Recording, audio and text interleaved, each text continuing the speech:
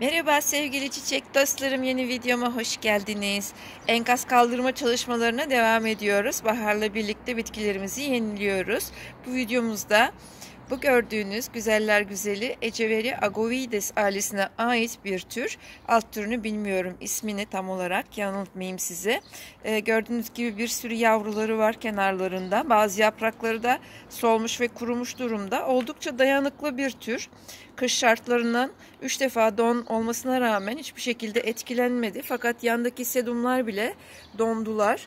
O zarar görmedi. Şimdi onu bu saksısından çıkartıp yeni yerine alacağım. Yavrularını ellemek istemiyorum, ayırmak da istemiyorum.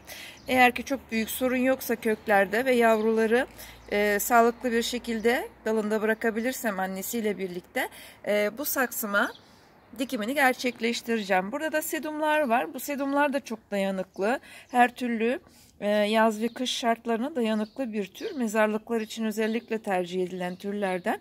Çok da güzel çiçekler açar yaz mevsiminde. Bunu da başka bir yere alacağız. Bu sedumlardan tabii hiçbir fayda yok artık. Onlar tamamen ölmüş ve kurumuş durumdalar. Şimdi bunu yerinden çıkartalım bakalım.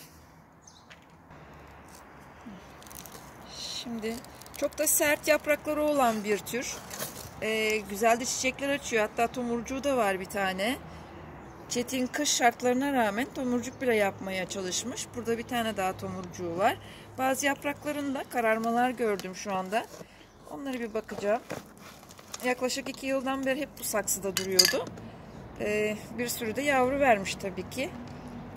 Çok da güzel olmuş. Şimdi şuraya koyayım da. Şöyle. Bu sedumları da sonra kurtaracağız bu saksıdan. Bu saksıdaki toprağı tamamen atacağım. Çünkü eski bir toprak. 2 yıllık neredeyse bu toprak.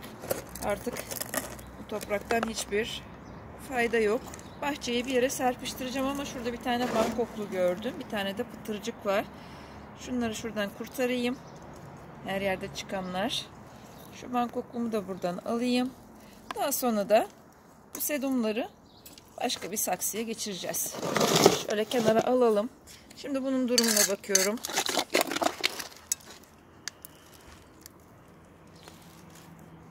Alt yapraklarını kurutmuş hep. Bu yaprakları tamamen temizlemekte fayda var her zaman. Saksı değişimi, toprak değişimi yapsak bile yapmasak bile her durumda bunları temizlememiz gerekiyor. Fakat bu türlerde biraz daha zor. Saksıdan mutlaka çıkarmamız gerekiyor temizlemek için. Aksi takdirde zorlanıyoruz. Yani çıkmıyor bu yapraklar kolay kolay. Yapraktan üretimi mümkün bir tür. Yapraktan rahatlıkla üretilebilir. Aynı zamanda bu yavrulardan ayırarak da çoğaltılabilir. Ben çoğaltmak istemiyorum. Aksine bu şekilde büyümesini istiyorum. Bu çelikler zamanla yukarıya doğru büyüyeceklerdir. Büyüdükçe de çok güzel görsel oluşuyor. O sebepten yavruları ayırmayacağım. Fakat eğer satış yapıyorsanız, ticari amaçla üretim yapıyorsanız onları tabii ki ayırabilirsiniz. Kırmadan, dikkat ederek şunları alabilirsem. Bu bitkimiz yine sukulent toprağında, geçirgen sukulent toprağında dikili.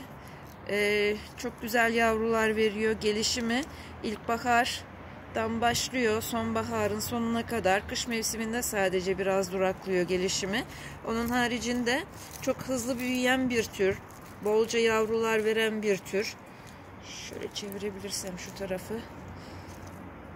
Toprak çok ıslak olduğu için tabii yağmur da gördü, kar yağdı üstüne, don olayından kurtuldu. Bayağı bir sıkıntılar çekti kış boyunca bu çocuğumuz.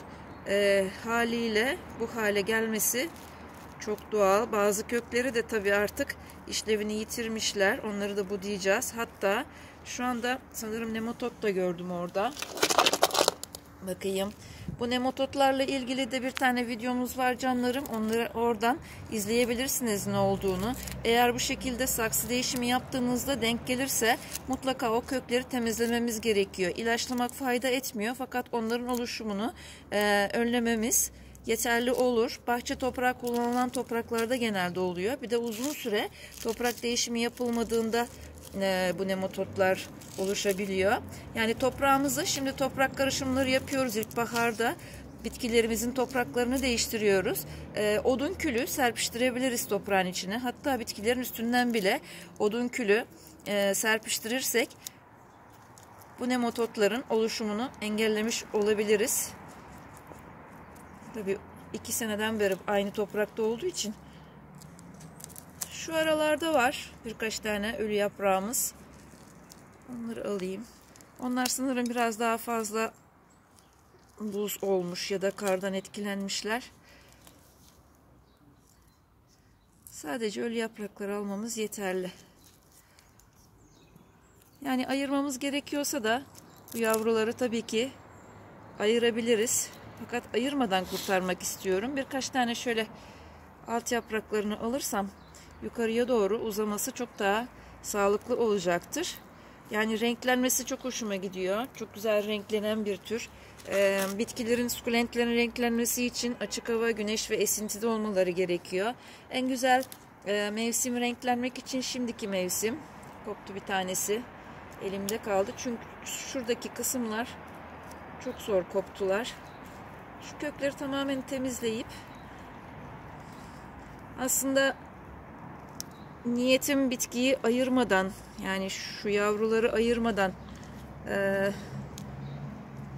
dikmekti. Fakat nematodlar gördüm. O sebepten yavruları ayıracağım. Fakat yine de annenin yanına dikimini yapacağım. Yanlarına. Orada birlikte yine büyürler. Fakat şu nematodlar sorun. Bayağı bir sıkıntı yaratabilir. Çıt çıt kopuyor zaten. Hem yaprakları çok kolay kopan bir tür. Veya yukarıya doğru gitmiş çünkü nematodlar. Şimdi göstereceğim onları size. Anne bitkiden biraz zor kopuyor yapraklar. Zorlamamak lazım. Zaten kurutacaktır kendini. Şimdi bakın şurada top top gibi şöyle minik minik patatesler var. Patates oluşumları var. Bunlar nematoddur canlarım. Bunları mutlaka temizlememiz gerekiyor, bu kökü. O yüzden o toprağı da zaten kullanmayacağım demiştim ya. Onu tamamen atacağım. Hatta bahçeye de atmayacağım. Bir poşetin içine bağlayarak çöplerle birlikte çöplerin atıldığı yere gitmesi daha doğru olur. Çünkü bahçeye attığımda yine eğer içinde varsa devamı bu nematodların yayılabilir. Bahçedeki bitkilere de zarar verebilir. O yüzden her ilkbahar, her sonbahar toprak değişimi yapmamız gerekiyor. Mümkün olduğu kadar bahçe toprağı kullanıyorsak kaliteli bahçe toprağı kullanmamız gerekiyor. Kaliteli olsun. Herhangi bir, gerçi artık sağlıklı topraklarda kalmadı ama köy gibi yerlerde yaşayanlar çok daha güzel topraklar temin edebilirler. Sıkıntısız, sorunsuz. Tabi rozet küçülecek biraz. Bayağı rozetin altına kadar gitmiş bu nematodlar. Bunlardan yavru elde etmek çok zor. Zaten sağlıklı kopmadılar. Bir de çok büyük yapraklar. Şimdi diğer yavruları dikerken onlardan yaprak alabiliriz çoğaltmak için. Bu tür yapraklarda umut yok maalesef. Şöyle, yani bunu beklemediğim için elime bir bıçak ya da bir falçata alsaydım daha kolay temizleyebilirdim bu gövdeyi. Bu gövdenin kurumasını bekleyerek de dikebiliriz yeni yerine. Tarçın da serpiştirmemizin faydası olur. Fakat benim toprağım şu anda gayet kuru. Steril bir toprak. O yüzden sıkıntı yok.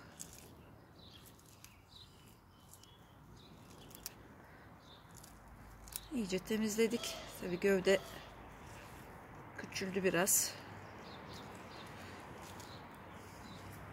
Fakat yine de ben bir tarçın alıp geleyim.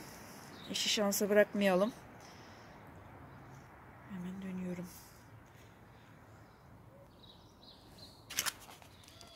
Şöyle şu kestiğim kısmı tarçın serpiştireceğim. Kuruduktan sonra tarçına gerek yok. Fakat tarçının zararlı oluşumlarını engellediğini biliyoruz toprakta. Aynı zamanda besliyor da. Yani kök gelişimini de hızlandırıyor tarçın.